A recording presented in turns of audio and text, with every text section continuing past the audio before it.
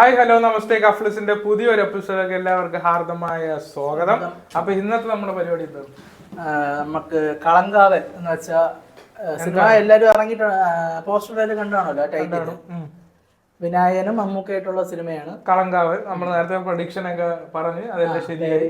അപ്പൊ കളങ്കാവൽ സിനിമയുടെ കഥ എന്തായിരിക്കും, അല്ലെങ്കിൽ കളങ്കാവലിന്റെ ഐതിഹ്യം എന്താണ് കളങ്കാവൽ എന്നുള്ള പേരിന്റെ മീനിങ്, സ്റ്റോറി എന്താണ്, അതിനെ കുറിച്ചുള്ള സ്റ്റോറി എന്താണെന്ന് നമ്മൾ നോക്കാം.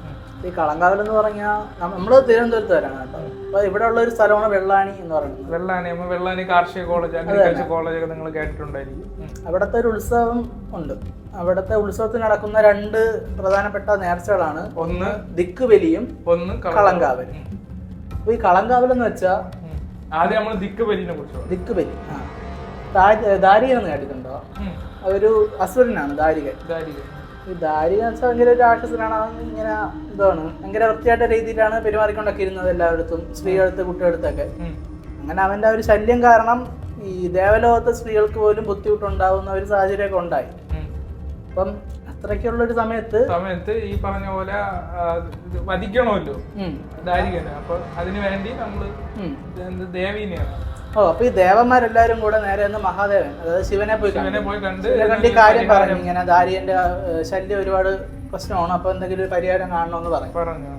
അപ്പം മഹാദേവൻ, അതായത് ശിവന്റെ തൃക്കണ്ണ് എന്നൊരു രൂപത്തെ ഉണ്ടാക്കി. ആ രൂപമാണ് ഭദ്രകാളി ഉണ്ടാക്കി. അങ്ങനെ അപ്പൊ ആ ഭദ്രകാളി ഈ ദാരികനെ അന്വേഷിച്ച്, എവിടെയാണ് ദാരികൻ എന്ന് അന്വേഷിച്ച് നടക്കുന്നതാണ് ഈ പറഞ്ഞ ആദ്യത്തെ ദിക്കുബലി. അതായത് ദിക്ക് തേടി അന്വേഷിച്ച് നടക്കുന്ന. അതായത് ഈ ദാരികൻ ഈ ഒരു ഭദ്രകാളി വരുന്നു എന്നൊക്കെ മനസ്സിലാക്കി ഒളിക്കാൻ പോയി, ഓരോ സ്ഥലത്ത് ഒളിച്ചൊക്കെ. ഈ ദാരികനെ കണ്ടുപിടിക്കാൻ വേണ്ടിയിട്ട് ഭദ്രകാളി ഓരോ സ്ഥലത്തായിട്ട് അന്വേഷിക്കാൻ 4 ദിക്കിലോട്ട്, 4 അല്ല 8 ദിക്കും, അങ്ങനെയല്ലേ പറയുന്നത്, 8 ദിക്കും അന്വേഷിക്കുമ്പോൾ അതിനെയാണ് നമ്മൾ ദിക്കുബലി. അത് ഇപ്പൊ ക്ഷേത്രങ്ങളിൽ, ചില ക്ഷേത്രങ്ങളിൽ അതൊരു ആചാരമായി. ഈ വെള്ളാണിയിൽ ആദ്യം നടക്കുന്ന ഉത്സവം അതാണ്. അപ്പം കോക്ഷേത്ര പോലെയാണെന്നാണ് എനിക്ക് തോന്നുന്നത്. ഈ മറ്റേ ആ ഒരു വിഗ്രഹം കൊണ്ട് ഓരോ ദിക്കിലോട്ട് ഇങ്ങനെ പോകും. അവിടെ കണ്ടിട്ടില്ല, അങ്ങനെയാണ് അതിന്റെ ഐതിഹ്യം. അതാണ് ദിക്കുബലി എന്ന് പറയുന്നത്. പിന്നെ നമ്മള് അടുത്ത് പറയാനുള്ളതാണ് നമ്മുടെ കളങ്കാവൽ എന്ന് പറയുമ്പോ നേരത്തെ പറഞ്ഞ ദിക്ക് അന്വേഷിച്ചാണ് ഈ ഭദ്രകാളി ഈ ദാരികനെ കണ്ടുമുട്ടുകയും ഈ എന്താണ് മറ്റേ പോരിന് വേണ്ടി വിളിക്കുന്നു. അങ്ങനെ വിളിക്കുന്ന ടൈമിൽ ആ ഒരു കളത്തിൽ വെച്ച് ദാരികനെ വധിക്കുന്നു. ആ ഒരു സംഭവമാണ് കളങ്കാവൽ എന്ന് പറയുന്നത്. അത് ഈ വെള്ളാണിക്കൽ വെള്ളാണി ആ ഒരു ക്ഷേത്രത്തിൽ ഇപ്പോഴും ഉണ്ട്. ഇപ്പൊ സമയം തോന്നുന്നു അതിന്റെ. അത് 3 വർഷത്തിൽ ഒരിക്കലാണ് നടത്താറ് ദിക്കുബലിയും ഇതും. അപ്പൊ ഇതൊക്കെയാണ് നമ്മൾ ഐതിഹ്യം. അപ്പൊ നമ്മൾ സിനിമയിലോട്ട് വരുമ്പോഴത്തേക്കും കളങ്കാവൽ എന്താണ് എന്ന് നമ്മൾ ബ്രീഫ് ചെയ്ത് നമുക്ക് നോക്കാം. ഇതിൽ നമ്മൾ നേരത്തെ നമ്മൾ പറഞ്ഞു, നായകൻ എന്താണ് വിനായകനായിരിക്കും, മമ്മൂക്ക വില്ലനും. ഈ ഒരു ഇത് വെച്ചുകൊണ്ട് നമുക്ക് എങ്ങനെ സ്റ്റോറിയിലോട്ട് പറയാം, അത് നമുക്ക് നോക്കാം. അപ്പൊ എങ്ങനെയാണ് ഇതിന്റെ ഒരു ഒപ്പീനിയൻ? അഭിപ്രായത്തില് മമ്മൂക്ക വില്ലനാണ്, അതായത് ദാരികനാണ്. ഇപ്പൊ ഫസ്റ്റ് ഇറങ്ങിയ ഒരു പോസ്റ്ററിൽ തന്നെ ഒരു രാക്ഷസനെ പോലെ സിഗരറ്റ് രണ്ടും ഇങ്ങനെ വെച്ച് പല്ലിരിക്കും പോലെ ആ ഒരു സംഭവത്തിലാണ് ഇന്നത്. അപ്പൊ ആ ഒരു വില്ലനെ, അതായത് ദാരികനെ, ഈ പറഞ്ഞ പോലെ വിനായകൻ ആ രൂപത്തിൽ നമ്മൾ ഈ പറഞ്ഞ പോലെ വിനായകൻ ചിലപ്പം മമ്മൂക്കേനെ അന്വേഷിച്ച് ഒരുപാട് സ്ഥലത്ത് പോവുകയും അതുപോലെ ലാസ്റ്റ് ഇതുപോലെ വധിക്കും. അങ്ങനെ ആയിരിക്കാം.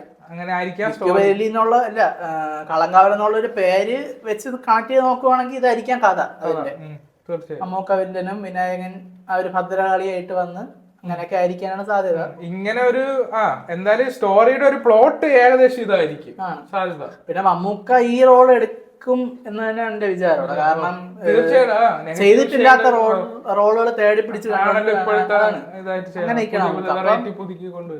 ഇത് ചെയ്തില്ലെങ്കിൽ അത്ഭുതമുള്ളൂ.